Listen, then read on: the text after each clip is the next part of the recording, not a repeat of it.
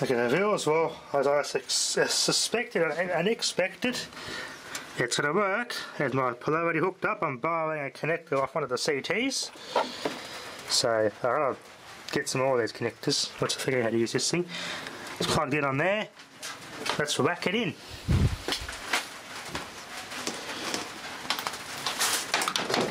Dinner, chicken winner. EDMI energy meter, version 2.1 initializing, please wait. So I can open this thing up and have a look inside later. See what sort of pornographic stuff's inside this thing. It's quite a beefy unit for something that needs an external power supply. So we've got temperature, there's all your voltages and currents, channel, nothing plugged in at the moment so I can't tell me anything. 2 channels, 3 channels for 3 phases. Fair limit metering, yeah. Comms bad. First, the first 2000, 135 in the morning, 20 degrees Celsius. Voltage transformer, okay, something has to go over voltage transformer. Blue, white and red. 2 each of those connectors. Red, white and blue, which are your CTs, which is this one, red, white and blue for 3 phases. Red, must be a white, is it? Yep. That one's blue. So yeah, your current transformers go in here. I had a voltage transformer to go in there for 3 phases. CT, VT. Basically you can't just put mains directly in. You need something to step the voltage down so this you can communicate with a mains, sort of a metering setup. Now the alarm's going off. I think I made it pissed off. Comms bad. Yeah, it's probably got to have something plugged in here. So I've got a fair idea how to use this thing. So the 3 CTs go in there, and a VT or voltage transformer for each of those 3 phases. I've got to figure out what ratio those transformers actually are. There's some maths on here which I could work out. Let's see on the other side what voltage I need to have in there. So I don't know what voltage goes in there. Once I figure that out, say for example 12 volts AC has to go in here. Well, I can just use 12 volt wall wart transformers, hook them up backwards, hook them up correctly, like potential transformer from a meter, like a radio meter would use, and 12 volts of each phase that go in there, out of the meter I'm testing, I think. Something like that anyway. And then that's your potential, and then your current transformer comes at the load side of that meter that you're testing. So it's not too hard to work how this thing works. Pulses and output, we've got a 4 connector, 2 positive, negative there, 1, 2, then TB5, TB4. Just got to figure out how to use it all. I'm flashing one there, it's transmitting something. Just screw missing there, so I'll take these screws off, have a look inside it. Serial number popped up, 92 something. 904,02037. 9,402,037 unit built. It's pretty good to use it in my electronics lab. Really nice. I'll find out how to communicate with this would be nice too, wouldn't it? I'm guessing that would go to a computer to update it and calibrate it. But the printed power supply works bloody brilliant with this thing.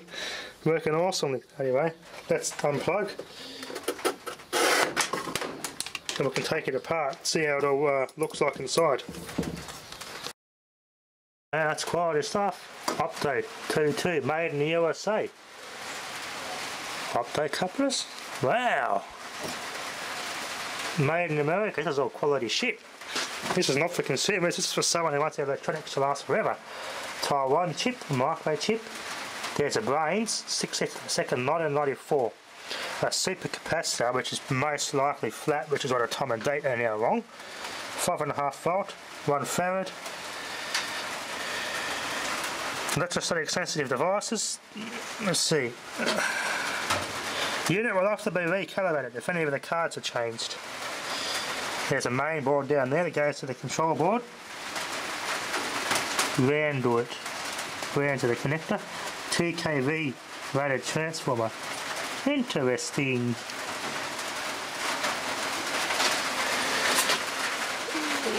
Panduit. This is quality stuff. This isn't consumer. This is something that won't last forever. This is designed to last for donkey's years. analog devices. Wow, it's the old CPU. The analog card, yeah. It's not digital, it's all analog, this stuff. There's a CPU in there as well.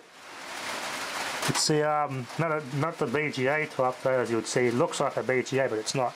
It's like a pin, and it's soldered through the other side, through hole. Made in Japan. Motorola MC68340RP16B 2E16G C and E BR 9350. So that thing is like a computer. There's lots of cool stuff in here. So Dave Jones would be good to do another little look at this, but yeah, I'm going to use this myself. Dave Jones EEV blog, he'd like this sort of stuff, but I'm going to run this myself. Just be very careful, it is ESD sensitive. You can see there's some shielding on the back of that. Just be very careful here. You don't want to put it off, I'm going to stick it back on. Yeah, but it's all 3-hole components, there's no surface mount rubbish here. You don't need no bloody surface mount crap. SCCV, and it's got here energy meter version 1.8, 28th of the 7th, 1993 analog card. And that's a replaceable chipset in there. Well, demand logger, that's what it is, demand logger. It logs the demand. So it logs the, it's pretty much, I'll probably call it an old smart meter, maybe. Technically it's an old smart meter. Gold Star, which is technically LG, Korea. And a Gold Star chip there, there's 2 more here not populated or whatever goes in there. Taiwan chip, Malaysian chip. That must be the BIOS, I'd say. Version 2.10, 16th of the 2nd, 1994. And there's its CPU, made in Japan by Motorola. CPU card, yeah, demand logger CPU card, that is too. 1994, there you could, that's it, must be how they updated these things. This must have been updated somewhere else. They're plugged in here. It's a very well made bit of a device, so I got it to power up, which is a good thing. I've got to find out how to use it now. It'd be nice to have this thing operational like how it is intended. CPU board's out, look at all this, a bit dusty. Nice little 15, 16, but these two are soldered in. Raycon, 10,000 megahertz. This must be the frequency clock, is it? Demand logger extension card, okay, that's all it says. This must be memory or something. Jesus, look at that, eh? Wow. I wonder if they're memory chips that go in there. Obviously that comes out, and you've got this little board here. Which goes in there. Which I think it's some of your CT and your VT reads off your VT and CTs. Very good quality stuff. This is for the clock. So that has to be changed to keep the clock and time date settings right. Hard to say, because maybe I have seen a couple of those leak out of some time switches. There's one there too. 1 farad supercapacitor. Put the CPU back in.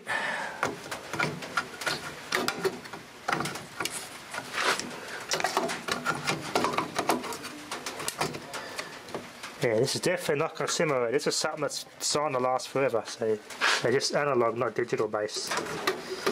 They've got I think for testing smart meters, it's solely via handheld bloody remote, all done remotely.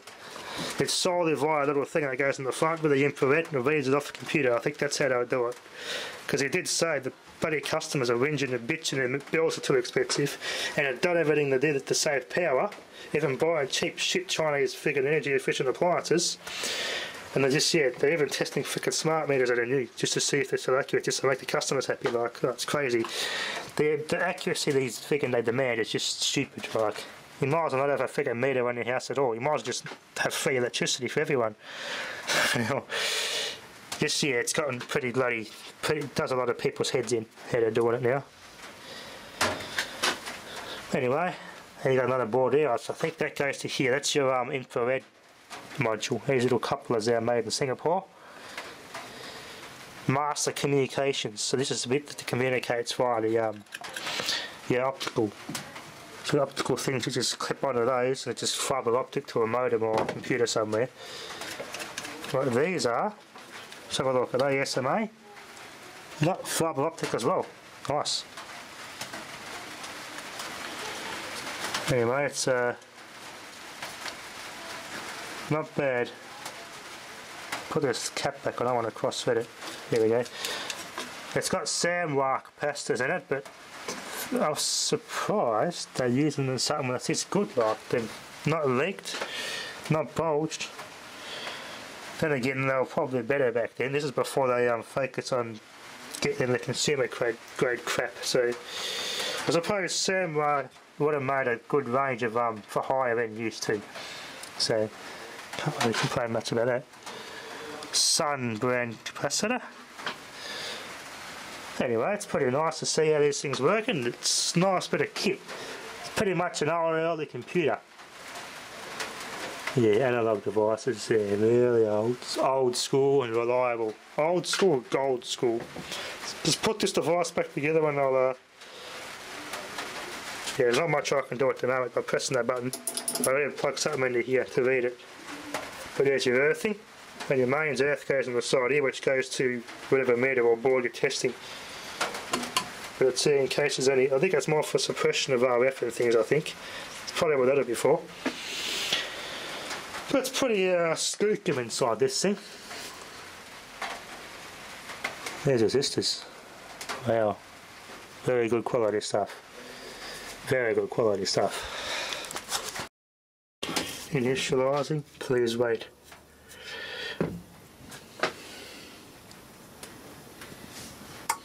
Click, the relay clicks. 21 degrees Celsius. It's reading the temperature correctly.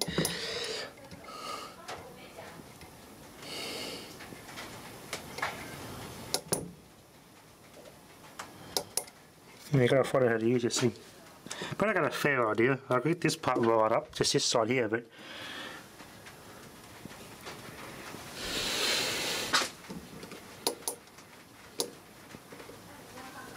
hold that down a bit.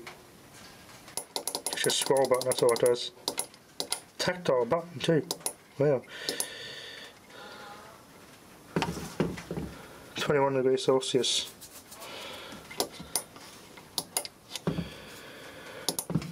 Anyway, that's what it's skookum. At least I got a power supply for it, it worked out really well. Good old printer power supply. Works bloody well for this. Anyway, viewers, that'll be enough for now. Thanks for watching. Works quite well.